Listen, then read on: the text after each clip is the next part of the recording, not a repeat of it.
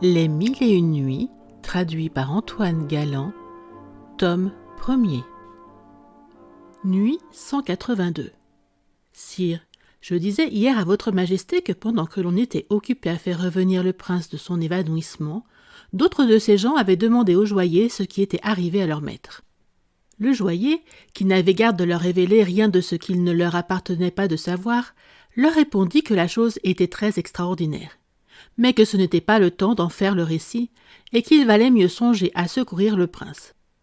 Par bonheur, le prince de Perse revint à lui en ce moment, et ceux qui lui avaient fait cette demande avec empressement s'écartèrent, et demeurèrent dans le respect, avec beaucoup de joie, de ce que l'évanouissement n'avait pas duré plus longtemps. Quoique le prince de Perse eût recouvré la connaissance, il demeura néanmoins dans une si grande faiblesse qu'il ne pouvait ouvrir la bouche pour parler. Il ne répondait que par signes, même à ses parents qui lui parlaient. Il était encore en cet état le lendemain matin, lorsque le joaillier prit congé de lui. Le prince ne lui répondit que par un clin d'œil, en lui tendant la main. Et comme il vit qu'il était chargé du paquet d'argenterie que les voleurs lui avaient rendu, il fit signe à un de ses gens de le prendre et de le porter chez lui. On avait attendu le joaillier avec grande impatience dans sa famille, le jour qu'il en était sorti avec l'homme qu'il était venu demander, et que l'on ne connaissait pas. Et l'on n'avait pas douté qu'il ne lui fût arrivé quelque autre affaire pire que la première, dès que le temps qu'il devait être revenu fut passé. Sa femme, ses enfants et ses domestiques en étaient dans de grandes alarmes, et ils en pleuraient encore lorsqu'il arriva. Ils eurent de la joie de le revoir, mais ils furent troublés de ce qu'il était extrêmement changé depuis le peu de temps qu'ils ne l'avaient vu. La longue fatigue du jour précédent et la nuit qu'il avait passée dans de grandes frayeurs et sans dormir étaient la cause de ce changement qui l'avait rendu à peine reconnaissable. Comme il se sentait lui-même fort abattu, il demeura 2 jours chez lui à se remettre, et il ne vit que quelques-uns de ses amis les plus intimes à qui il avait commandé qu'on laissât l'entrée libre. Le 3e jour, le joaillier, qui sentait ses forces un peu rétablies, crut qu'elles augmenteraient s'il sortait pour prendre l'air. Il alla à la boutique d'un riche marchand de ses amis, avec qui il s'entretint assez longtemps. Comme il se levait pour prendre congé de son ami et se retirer, il aperçut une femme qui lui faisait signe, et il la reconnut pour la confidente de Shemselnihar. Entre la crainte et la joie qu'il en eut, il se retira plus promptement sans la regarder. Elle le suivit, comme il s'était bien douté qu'elle le ferait, parce que le lieu où ils étaient n'était pas commode à s'entretenir avec elle. Comme il marchait un peu vite, la confidente, qui ne pouvait le suivre du même pas, lui criait de temps en temps de l'attendre. Il l'entendait bien, mais après ce qui lui était arrivé, il ne voulait pas lui parler en public, de peur de donner lieu de soupçonner qu'il eût ou qu'il eût eu commerce avec Shemselnihar. En effet, on savait dans Bagdad qu'elle appartenait à cette favorite et qu'elle faisait toutes ses emplettes. Il continua du même pas et arriva à une mosquée qui était peu fréquentée et où il savait bien qu'il n'y aurait personne. Elle y entra après lui, et ils eurent toute la liberté de s'entretenir sans témoin.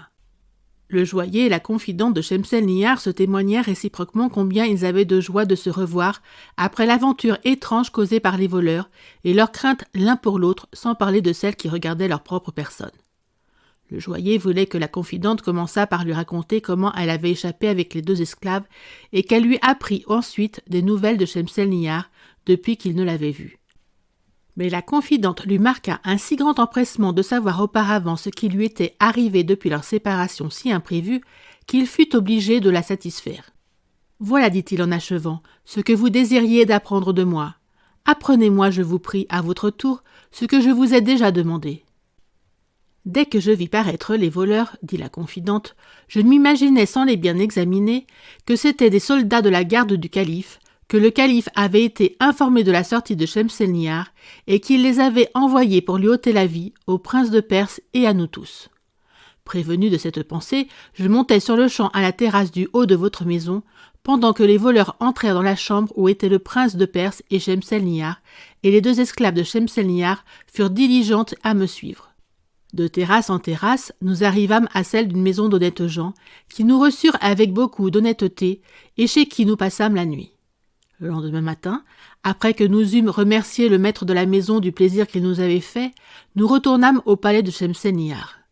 Nous y rentrâmes dans un grand désordre, et d'autant plus affligés que nous ne savions quel aurait été le destin de nos 2 amants infortunés.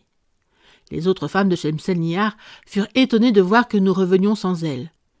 Nous leur dîmes, comme nous en étions convenus, qu'elle était demeurée chez une dame de ses amies et qu'elle devait nous envoyer appeler pour aller la reprendre quand elle voudrait revenir, et elles se contentèrent de cette excuse. Je passais cependant la journée dans une grande inquiétude.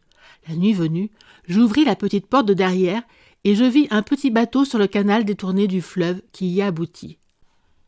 J'appelai le batelier et le priai d'aller de côté et d'autre le long du fleuve, voir s'il n'apercevrait pas une dame et s'il la rencontrait, de la mener.